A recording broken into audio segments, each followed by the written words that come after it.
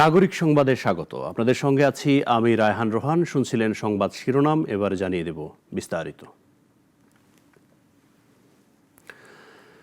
বিমান বিধ্বস্তের ঘটনায় না ফেরার দেশে চলে গেছেন শিশু আয়মান।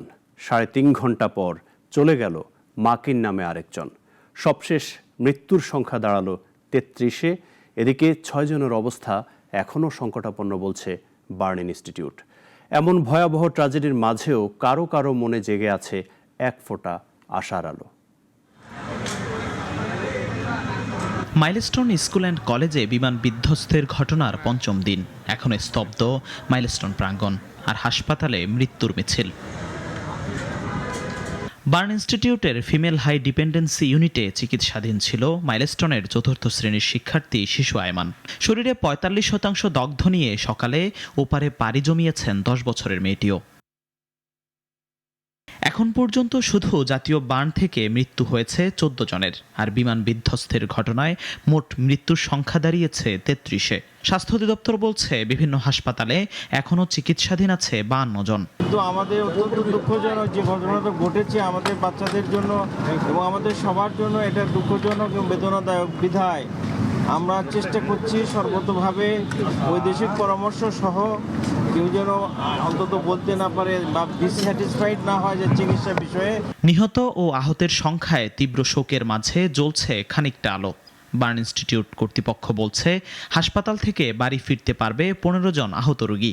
আগামীকাল থেকে শুরু হবে পরিবারের কাছে হস্তান্তর কার্যক্রম। ভালো পেশেন্টগুলোকে আমরা আগামীকাল থেকে রিলিজ দেওয়া শুরু করব। ইতিমধ্যে আজকে আমরা সকালে যে বসেছিলাম অন্তত ১৫ জনকে রিলিজ দেওয়ার মতো অবস্থানে আসছে, কিন্তু আমরা এটাকে পর্যায়ক্রমিকভাবে দিব। সিঙ্গাপুরের বিশেষজ্ঞ ও মেডিকেল বোর্ডের মতামতে হচ্ছে দগ্ধদের চিকিৎসা কার্যক্রম আর আহতদের বিদেশে চিকিৎসার বিষয়ে রোগীর শারীরিক অবস্থার আরও উন্নতি প্রয়োজন বলছে স্বাস্থ্য বিভাগ। জিহাদুল ইসলাম, নাগরিক, ঢাকা। মাইলস্টোন দুর্ঘটনায় দগ্ধ হয়ে মৃত্যুর সাথে পাঞ্জা লড়া মাহিয়া আর রাইসাও হার মেনেছে। ৮ম শ্রেণীর শিক্ষার্থী মাহিয়া তাসনিমের দাফন হয়েছে মেহেরপুরে, আর ফরিদপুরে গ্রামের বাড়িতে শেষ শয়নে গেছে ৩য় শ্রেণীর ছাত্রী রাইসা মনি। শোকার্ত পরিবেশ এলাকা জুড়ে। প্রতিনিধিদের পাঠানো তথ্য ছবিতে আরও জানাচ্ছেন সিরাজুম্মনি শুভ। মাইলস্টোন ট্র্যাজেডিতে আহত ৮ম শ্রেণীর শিক্ষার্থী মাহিয়া তাসনিমের গ্রামের বাড়ি মেহেরপুরে শোক মাতম। মাত্র ১৩ বছর বয়সে জীবনের মায়া ছাড়তে হয়েছে কিশোরীর। গুরুতর দগ্ধ হয়েও লড়েছে জীবনের জন্য, কিন্তু শেষ রক্ষা হয়নি। পরিবারের সবাইকে কাঁদিয়ে ওপারের পথ ধরেছে মাহিয়া। স্বজনরা বলছেন মানসিকভাবে অনেক শক্তিশালী ছিল মেয়েটি, তাই তো শরীরের ৫০% পোড়া নিয়েও মৃত্যুর সাথে লড়েছে টানা ৫ দিন। আশা জানি কি হবে ভাই, আমার মেয়ে নেই, আমার মেয়ে যে আশা ছিল সেটা আমি পূরণ করবো। আমি বলি কি করবো যে আমার মেয়ে নিয়ে আমার এই আশা ছিল। স্বামী হারা, মেয়ে হারা, সে খুবই নিঃসঙ্গ হয়ে গেল। আজ জানাজা শেষে তার দাফন সম্পন্ন হয়েছে মেহেরপুরের মুজিবনগরের জয়পুর গ্রামের স্থানীয় কবরস্থানে। অকাল প্রয়াত মাহিয়ার মৃত্যুতে কুড়ালগাছি ও জয়পুর গ্রাম জুড়ে নেমেছে শোকের ছায়া। মাইলস্টোনের ঘটনায় শরীরের ৮০% পুড়ে যাওয়া ৩য় শ্রেণীর ছাত্রী রাইসা মনিরও জানাজার পর দাফন হয়েছে ফরিদপুরে। গ্রামের বাড়ি আলফাডাঙ্গার বাজরা দক্ষিণপাড়া ঈদগাহ ময়দানে জানাজা হয়। যদি আমার কথায় কেউ কষ্ট পেয়ে থাকেন, আমার ইসে সবাই মাফ করে দিয়েন। আমার বাচ্চাটার জন্য সবাই দোয়া করবেন। জানাজায় আলফাডাঙ্গার ইউএনও, সেনাবাহিনী ও স্থানীয়রা উপস্থিত ছিলেন। দুর্ঘটনার পর নিখোঁজ ছিল ৯ বছরের রাইসা। খুঁজে পাওয়া যায় সম্মিলিত সামরিক হাসপাতালে। তার মুখমণ্ডলের অংশ দেখে রাইসা হিসেবে দাবি করেন বাবা। অন্যদিকে ব্রাহ্মণবাড়িয়ায় নিহত শিক্ষিকা মাসুকার কবরে গার্ড অফ অনার দিয়েছে বিমান বাহিনী। আশুগঞ্জ উপজেলার সোহাগপুর গ্রামে মাসুকার সম্মানে গার্ড অফ অনার প্রদান করে বিমান বাহিনীর ১০ সদস্যের একটি প্রতিনিধি দল। সিরাজুম্মনি শুভ, নাগরিক। এদিকে মাইলস্টোন দুর্ঘটনায় দগ্ধ হওয়ার পর ৪ দিনের প্রাণ বাঁচানোর লড়াইয়ে হেরে গেল কুমিল্লার মাহতাব। বার্ন ইউনিটে চিকিৎসাধীন অবস্থায় বৃহস্পতিবার মৃত্যু হয় তার। জানাজা শেষে সন্ধ্যায় মাহতাবকে নিজ গ্রামে দাফন করা হয়। স্বজন হারার আর্তনাদে ভারী হয়ে ওঠে পরিবেশ। দেলোয়ার হোসেন আকাইদের রিপোর্ট, জানাচ্ছেন শাশ্বতী সরকার। রাজধানীর মাইলস্টোন স্কুল অ্যান্ড কলেজে যুদ্ধবিমান বিধ্বস্তের ঘটনায় শরীরের 70% অঙ্গার হয়ে যাওয়া মাহতাবকে ভর্তি করা হয় জাতীয় বার্ন ও প্লাস্টিক সার্জারি ইনস্টিটিউটে। তারপর টানা 4 দিন মৃত্যুর সঙ্গে পাঞ্জা লড়েছে 7ম শ্রেণীতে পড়ুয়া 14 বছরের মাহতাব। তবে সবাইকে হতাশ করে শেষ পর্যন্ত হার মেনেছে ছোট্ট সেই প্রাণ। যন্ত্রণা আর সইতে পারেনি মাহতাব। গতকাল দুপুরে মারা গেছে সে। আজকে যে আমার ভাগিনা চলে গেল, সে তো আর ফিরত আসবে না। তার দুইভাবে যাওয়ার কথা ছিল না। সে সবে মাত্র কত 12-13 বছর তার লেখাপড়া করতো, উচ্চশিক্ষিত হতো রাষ্ট্রের জন্য, দেশের জন্য, সমাজের জন্য। শুধু আমার ভাগিনা না, এখানে যারা আরও মারা গেছে, এই দেশের এদের অনেক কিছু দেওয়ার ছিল। আজকে তো তারা চলে গেছে। তাদের ফ্যামিলি বলেন, মা বাবা বলেন, আত্মীয়স্বজন তাদেরকে আর ফিরে পাবে না। এই কষ্ট আসলে সইবার মতো না। বাবা মায়ের একমাত্র সন্তান ছিল মাহতাব, ছিল পরিবারের চোখের মণি। তার মৃত্যুতে পুরো চুলাশ উখাড়ি গ্রাম জুড়ে এখন শোক আবহ। গত সন্ধ্যায় মরদেহ গ্রামে পৌঁছালে আহাজারিতে ভারী হয় পরিবেশ। গ্রাম অঞ্চলে ঈদে এবং কি কোনো অনুষ্ঠান হলে তখন আমাদের সাথে আইসা দেখা সাক্ষাৎ করতেন। রাস্তা দিয়ে হেঁটে গেলে মাহতাব যে একটা মানুষ যাচ্ছে, এই জিনিসটা তাকে দেখলে ফলো করা যায় যে মানুষ বলতে গ্রামে আছে। খুব নম্রভাবে হেঁটে যাবে, মানুষকে দেখলে সালাম দিবে। দেশের যেভাবে উন্নত হবে, সকলে এইভাবে আমাদেরকেও সাথে নিয়ে সরকার যেন এই দেশের উন্নত কাজকে আঞ্জাম দিয়ে থাকেন, যেন এরকম অনাকাঙ্ক্ষিত আর কোনো মায়ের কোল খালি না হন। একমাত্র সন্তান হারিয়ে বাকরুদ্ধ বাবা মা চান সন্তান হারানোর বিচার। আমার বাবাটা এমন সিন দেখবো আমরা কেউ ভাবি নাই। তারপর আমার বাবাকে সান্ত্বনা দিতে গেছে। আমার বাবারে বলি, বাবা, ও আমার উল্টা বলে, বাবা আলহামদুলিল্লাহ আমি ভালো আছি, আমার জন্য চিন্তা করো না, আল্লাহ আমাকে বাঁচাই দিবে। 2 বার বলছে আল্লাহ আমাকে বাঁচাই দিবে, তোমরা আমার জন্য টেনশন করো না। স্বজন এলাকাবাসী সহ শত মানুষের উপস্থিতিতে উখাড়িবাজার শাহী ঈদগাহ মাঠে মাহতাবের জানাজা হয়। পরে ছোট্ট মাহতাবকে দাফন করা হয় পারিবারিক কবরস্থানে। শাশ্বতী সরকার, নাগরিক। যুদ্ধ বিমান দুর্ঘটনায় শহীদ পাইলট ও শিক্ষার্থীদের পরিবারকে সহমর্মিতা জানিয়েছে বিএনপি। তাদের সঙ্গে দেখা করেছেন দলটির নেতারা। এ সময় তারা বলেন, দেশটির সাম্প্রতিক ঘটনা ও আইন শৃঙ্খলা পরিস্থিতির অবনতির সাথে নির্বাচনের কোনো সম্পর্ক নেই। জাতীয় ঐক্যের কাছে ভোট পেছানোর ষড়যন্ত্র নস্যাৎ হবে। অভিজ্ঞতার অভাবে নানা বিতর্কে জড়িয়ে পড়ছে অন্তর্বর্তী সরকার বলেও মত তাদের। বিকালে ঢাকা সেনানিবাসে প্রশিক্ষণরত বিমান বাহিনীর নিহত পাইলট ফ্লাইট লেফটেন্যান্ট তৌকির ইসলামের পারিবারিক বাসভবনে বিএনপি মহাসচিবের নেতৃত্বে দলের পক্ষ থেকে তার পরিবারকে সহমর্মিতা জানায়। এর আগে উত্তরার দিয়াবাড়িতে নিহত 3য় শ্রেণীর শিক্ষার্থী নুসরাত জাহান আনিকার পরিবারের সাথে সাক্ষাৎ করেন বিএনপির স্থায়ী কমিটির সদস্য গয়েশ্বর চন্দ্র রায়। এ সময় তিনি অন্তর্বর্তী সরকারের সমালোচনা করে বলেন, তাদের কার্যক্রম দৃশ্যমান নয়। সরকার প্রকৃতভাবে তো সরকার চালাচ্ছে না, সরকারের মধ্যে সমন্বয়হীনতা আছে, অভিজ্ঞতারও ঘাটতি আছে, এবং সরকার যদি সত্যিকার অর্থে অ্যাসার্ট করতো সরকার পরিচালনার ক্ষেত্রে, তাহলে অনেক বিতর্কের জন্ম দিত না। সেজন্য একটা নির্বাচিত সরকারের দায়বদ্ধতা থাকে, কিন্তু অনির্বাচিত সরকারের দায়বদ্ধতা থাকে না। পরে দুপুরে তুরাগ থানার নয়ানগরে নিহত সাদিয়া আক্তারের পরিবারের খোঁজখবর নেন স্থায়ী কমিটির আরেক সদস্য ইকবাল হাসান মাহমুদ টুকু। এ সময় তিনি বলেন, মাইলস্টোনের ঘটনায় ঘোলাপানিতে মাছ শিকারের তৎপর একটি গোষ্ঠী। গত কিছুদিন যাবত যেসব ঘটনা ঘটছে, পরিকল্পিতভাবে ঘটনা হচ্ছে। অ্যাক্সিডেন্ট এই দেশে অনেক হয়েছে, গার্মেন্টসে পুড়ে মারা গেছে, অনেকে হয়েছে। এটা বিমান দুর্ঘটনা ঘটেছে, কিন্তু এরকম মিছিল করে তারপরে সচিবালয়কে আক্রমণ করা দেখি নাই।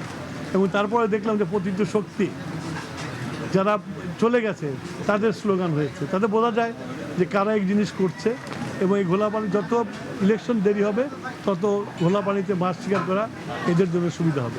পরে তুরাগের নিশাতনগর এলাকায় নিহত সাদের পরিবারের সাথে সাক্ষাৎ করেন বিএনপি নেতারা। মর্মান্তিক এই বিমান দুর্ঘটনা নিয়ে অপরাজনীতি না করে দলমত নির্বিশেষে হতাহত পরিবারের পাশে দাঁড়ানোর আহ্বান জানান তারা। এটি যার একটু বিচার বুদ্ধি আছে। রাশেদুল কাদির, নাগরিক, ঢাকা। পানিতে মাছ শিকার। একটি ফিটনেসবিহীন দেশ চাপিয়ে দিয়ে ভারতে পালিয়ে আছে শেখ হাসিনা, মত এনসিপির আহ্বায়ক নাহিদ ইসলামের। জুলাই সনদ ঘোষণার জন্য সরকারকে সময় বেঁধে দিয়েছে দলটি। সুনামগঞ্জে জুলাই পদযাত্রার পথসভা থেকে 3 আগস্ট এই সনদ আদায় করে নেওয়ার হুঁশিয়ারি দেন দলের নেতারা।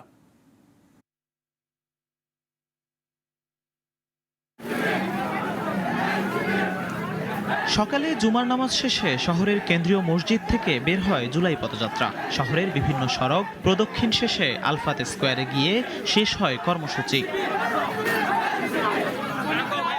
জুলাই পদযাত্রার পথসভায় সেখানে দলটির আহ্বায়ক নাহিদ ইসলাম সাফ জানিয়ে দেন, সময় খুব বেশি নেই। 3 আগস্টের মধ্যে সরকার জুলাই সনদ ঘোষণা না করলে রাস্তায় নামবে তারা, আদায় করে নেবে দাবি। রাষ্ট্রেরও ফিটনেস নেই উল্লেখ করে নাহিদ বলেন, এখন সময় এসেছে রাষ্ট্র মেরামতের। তার ভাষ্য, ভেঙে পড়া নাগরিক সেবার দায় ফ্যাসিস্ট শাসনের, আর তাই প্রয়োজন রাষ্ট্র গঠনের এক নতুন ভিত্তি।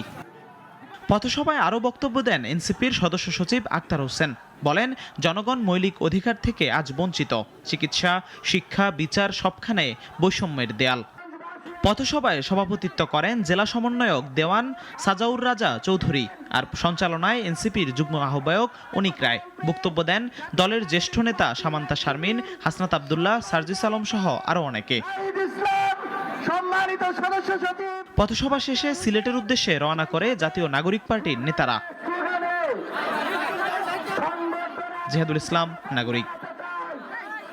বঙ্গোপসাগরে সৃষ্ট লঘুচাপটি আরও শক্তিশালী হয়ে পরিণত হয়েছে নিম্নচাপে। এর প্রভাবে দেশের উপকূলীয় অঞ্চলে শুরু হয়েছে ভারী বৃষ্টিপাত, সঙ্গে রয়েছে ভূমিধস ও জলোচ্ছ্বাসের আশঙ্কা। বিভিন্ন স্থানে বৈরী আবহাওয়ায় নৌ যোগাযোগ বন্ধ করে দিয়েছে প্রশাসন। সকাল থেকে খুলনা, বরিশাল ও চট্টগ্রাম বিভাগ জুড়ে ভারী বৃষ্টি শুরু হয়েছে। আবহাওয়া অধিদপ্তর জানিয়েছে, পরবর্তী 48 ঘন্টায় এই 3 বিভাগে ভারী থেকে অতি ভারী বৃষ্টিপাত অব্যাহত থাকতে পারে। নিম্নচাপটির কেন্দ্র শুক্রবার সকাল 6টায় অবস্থান করছিল চট্টগ্রাম ও কক্সবাজার থেকে 265 কিলোমিটার পশ্চিমে, মোংলা থেকে 130 কিলোমিটার এবং পায়রা বন্দর থেকে 110 কিলোমিটার দক্ষিণ পশ্চিমে। বিকেলে এটি বাংলাদেশের উপকূল অতিক্রম করতে পারে বলে জানিয়েছেন আবহাওয়াবিদরা। উত্তর বঙ্গোপসাগর এবং তৎসংলগ্ন এলাকায় যে লঘুচাপটি ছিল সেটা আরো পশ্চিম দিকে অগ্রসর ঘনীভূত হয়ে উত্তর বঙ্গোপসাগর তৎসংলগ্ন পশ্চিমবঙ্গ বাংলাদেশের উপকূলীয় এলাকায় নিম্নচাপ আকারে অবস্থান করছে। বিকাল নাগাদ উপকূল বাংলাদেশ উপকূল এবং পশ্চিমবঙ্গের উপকূল অতিক্রম করতে পারে।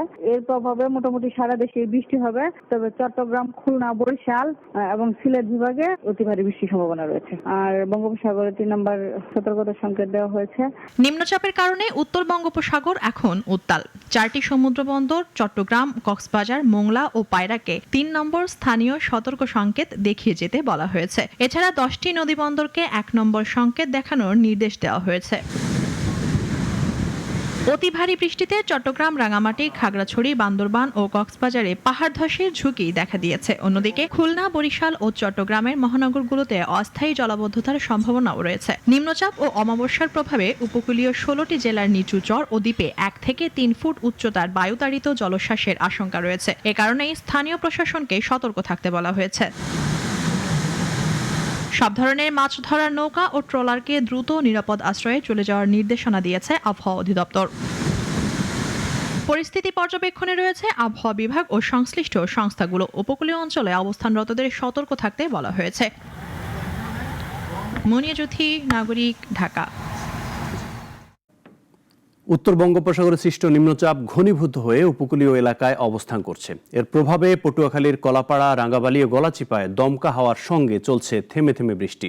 নদ নদীর পানি 2 থেকে 3 ফুট বেড়ে প্লাবিত হয়েছে রাঙ্গাবালীর অন্তত 10টি গ্রাম। বঙ্গোপসাগর বিক্ষুব্ধ, কুয়াকাটা উপকূলে আছড়ে পড়ছে বিশাল ঢেউ। পায়রা সহ সব সমুদ্র বন্দরকে 3 নম্বর সতর্ক সংকেত দেখিয়ে যেতে বলেছে আবহাওয়া অফিস। সব মাছ ধরা ট্রলারকে নিরাপদ আশ্রয়ে থাকতে বলা হয়েছে। নিম্নচাপটি বিকেলে উপকূল অতিক্রম করতে পারে। বঙ্গোপসাগরে সৃষ্ট লঘুচাপের প্রভাবে ভোলায় চলছে বৈরী আবহাওয়া। ঝোড়ো হাওয়া ও মেঘনা নদী উত্তাল হয়ে উঠেছে। সকাল থেকে ভোলা লক্ষ্মীপুর নৌ রুটে ফেরি চলাচল এবং অভ্যন্তরীণ 10টি রুটে লঞ্চ চলাচল সাময়িকভাবে বন্ধ ঘোষণা করেছে বিআইডব্লিউটিএ। এতে যাত্রীরা পড়েছেন চরম ভোগান্তিতে। স্থানীয়রা বলছেন, ভোলা বরিশাল সেতু হলে এই দুর্ভোগ লাঘব হবে। এদিকে আবহাওয়া অধিদপ্তর জানিয়েছে, লঘুচাপ ঘনীভূত হলে সমুদ্র আরও উত্তাল হতে পারে, তাই নৌকাগুলোকে নিরাপদ আশ্রয়ে থাকতে বলা হয়েছে।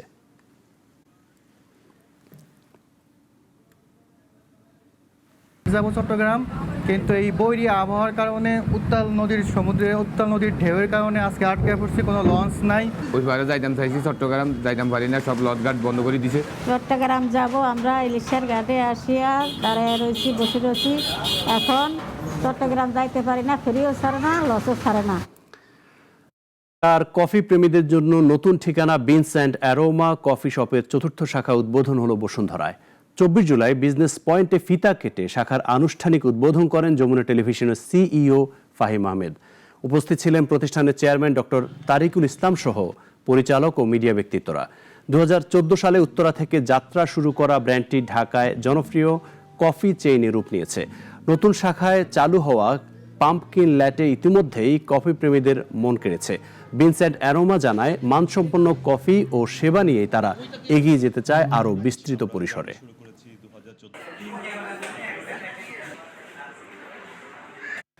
ফিলিস্তিনের অবরুদ্ধ গাজা ভূখণ্ডে ইসরায়েলের হামলায় একদিনে কমপক্ষে আরও 89 ফিলিস্তিনি নিহত হয়েছেন। এর ফলে ইসরায়েলি আগ্রাসনে ভূখণ্ডটিতে নিহতের মোট সংখ্যা 59,500 ছাড়িয়ে গেছে। সেপ্টেম্বরে অনুষ্ঠিত জাতিসংঘের সাধারণ পরিষদে ফিলিস্তিন রাষ্ট্রকে স্বীকৃতি দেবে বলে ঘোষণা করেছেন ফ্রান্সের প্রেসিডেন্ট ইমানুয়েল ম্যাক্রো।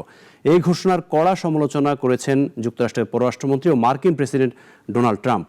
ট্রাম্পের নিরাপত্তা বিষয়ক উপদেষ্টা মার্কো রুবিও অবরুদ্ধ গাজা ভূখণ্ডে ভয়াবহ মানবিক সংকটের বিষয়ে উদ্বেগ প্রকাশ করেছেন ব্রিটিশ প্রধানমন্ত্রী কিয়ার স্টারমার।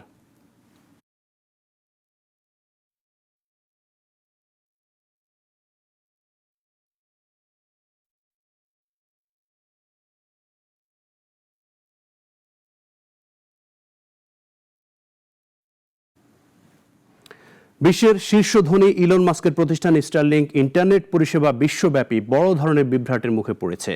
সফটওয়্যারের সমস্যার জেরে স্টারলিংক ব্যবহারকারীদের ইন্টারনেট সংযোগ বন্ধ হয়ে যায়। গতকাল বৃহস্পতিবার এমন ঘটনা ঘটে। স্টারলিংকের শক্তিশালী স্যাটেলাইট ইন্টারনেট ব্যবস্থায় এমন বিঘ্ন সচরাচর দেখা যায় না। স্থানীয় সময় বেলা 3টার দিকে যুক্তরাষ্ট্র ও ইউরোপের ব্যবহারকারীরা স্টারলিংকের ইন্টারনেট ব্যবহার করতে গিয়ে সমস্যায় পড়েন প্রায় 61,000 ব্যবহারকারী। বিশ্বজুড়ে 140টি দেশ ও ভূখণ্ডে ইন্টারনেট পরিষেবা দিয়ে থাকে স্টারলিংক।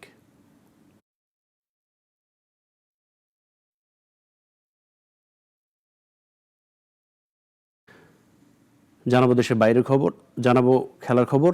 শেষ টি-20 ম্যাচে হাতছানি ছিল হোয়াইট ওয়াশে। তবে এমন মোক্ষম সুযোগের ম্যাচে একাদশে একগাদা পরিবর্তন নিয়ে নামে স্বাগতিক বাংলাদেশ। এসেছিল 5টি পরিবর্তন। ক্রিকেটারদের ওয়ার্কলোড ম্যানেজমেন্ট করা হচ্ছে বলে জানিয়েছেন বাংলাদেশ দলের অধিনায়ক লিটন দাস। আলাদা করে বললে পেস বোলারদের জন্য ক্রিকেটের ঠাসা সূচিতে ক্রিকেটারদের বিশ্রাম পাওয়াই কষ্টকর হয়ে দাঁড়িয়েছে। তাই কোন পেসারকে কখন খেলাতে হবে এটা খুবই গুরুত্বপূর্ণ মনে করেন বাংলাদেশ অধিনায়ক।